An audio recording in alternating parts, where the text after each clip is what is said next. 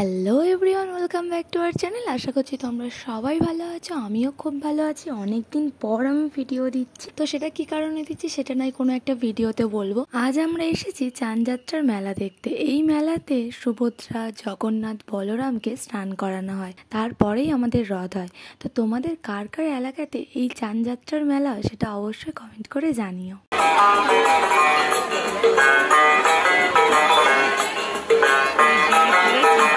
বাবু এখানে জন্মমিত্রি নিচ্ছিল, নেয়ার পরে চলো তোমাদেরকে মেলার ভিউটা দেখায়। আর মেলা মানেই হলো কত মানুষের গাদাগাদি, তাই না?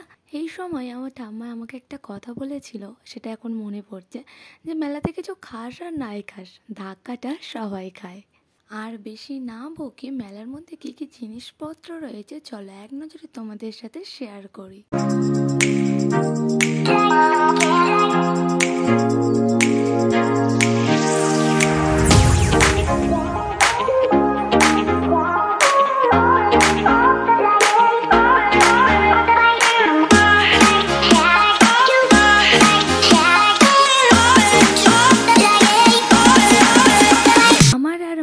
ছিল আজ নিরামিষ, তার জন্য আমরা দুজনে কেউ ঘুগনি খাইনি। আর এখানে বাবু আর আবিস দাঁড়িয়েছিল ঘুগনি খাওয়ার জন্য। দেন আমরা চলে গেলাম ফুচকা দোকানে। ফুচকা খেতে অনেকক্ষণ দাঁড়িয়ে থাকার পর সবে প্লেটটা পেয়েছি। আর এখান থেকে চলে আসলেই আবার ভিড় হয়ে যাবে, তার জন্য ফুচকা খাওয়ার ক্লিপটাও নেওয়া হয়নি। ফুচকা খাওয়া কমপ্লিট করে চলে গেলাম আইসক্রিম দোকানে। এখানে মা আর আমি দুটো রাবড়ি নিয়েছি। নেওয়ার পরে এখানে এক সাইডে দাঁড়িয়ে আমরা সবাই মিলে খাচ্ছিলাম। আর এখানে লাইটটা একটু কমই ছিল।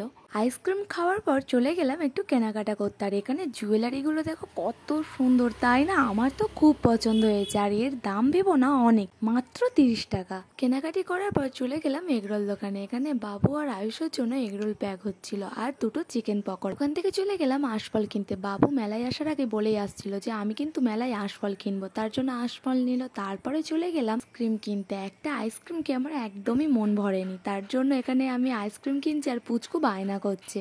তো আমি ততক্ষণ আইসক্রিমটা খেতে থাকি, আর তোমরা তাড়াতাড়ি আমার চ্যানেলটিকে সাবস্ক্রাইব করে দাও। Bye bye everyone.